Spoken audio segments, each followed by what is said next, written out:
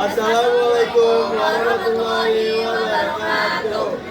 Halo semuanya, kami dari kelompok BA yang beranggotakan saya Zahra Kirana Dan saya Rinaldi Julian Aldo. dan saya Rita Widiana. Saya Satria Rizandra. Saya Cahaya Nisa Amanda.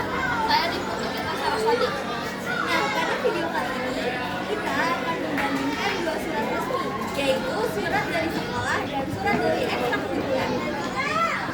Hal yang akan kami bandingkan adalah huruf vokal, huruf miring, huruf tebal, singkatan, dan kata baca. Yang pertama adalah penulisan huruf kapital. Persamaannya, kedua surat menggunakan huruf kapital pada awal kalimat. Nama orang, tempat, dan instansi seperti SMA Negeri 4 Kabupaten Tangerang. Perbedaannya, pada surat kedua masih terdapat penulisan senin, yaitu S-nya menggunakan S kecil, yang seharusnya senin menggunakan S besar. Nama, hari, bulan, tempat orang, dan instansi ditulis dengan huruf kapital. Selanjutnya akan dijelaskan oleh teman saya mengenai huruf miring.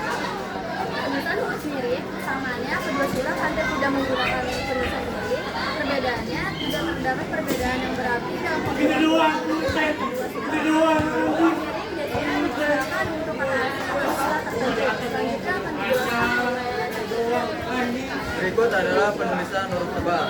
Persamaannya, kedua surat menggunakan huruf tebal untuk menonjolkan informasi penting. Perbedaannya, pada surat pertama, huruf tebal digunakan pada bagian tertentu, seperti perihal dan tabel. Sedangkan pada surat kedua digunakan pada bagian peminjaman fasilitas dan beberapa bagian lainnya. Huruf tebal berfungsi memberikan penekanan agar informasi penting lebih mudah ditemukan. Selanjutnya, pembahasan akan dilanjutkan mengenai singkatan. Selanjutnya adalah penulisan singkatan. Persamaannya kedua surat menggunakan singkatan seperti YTH, JL, dan LDH. Perbedaannya surat kedua menggunakan singkatan gelar seperti SPD dan SKS. Singkatan harus ditulis sesuai kaidah. Contohnya YTH menggunakan titik, koma, sedangkan SPD dengan huruf kapital tanpa titik.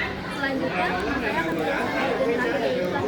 yang terakhir adalah tanda baca. Tanda baca di sini ada koma, ada titik, dan titik.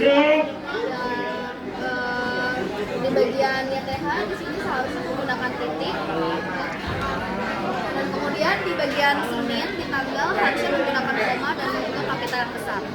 Jadi perbedaannya hanya terdapat pada bagian komanya saja. Jadi, berdasarkan perbandingan tersebut, kedua surat memiliki persamaan dalam penggunaan kaidah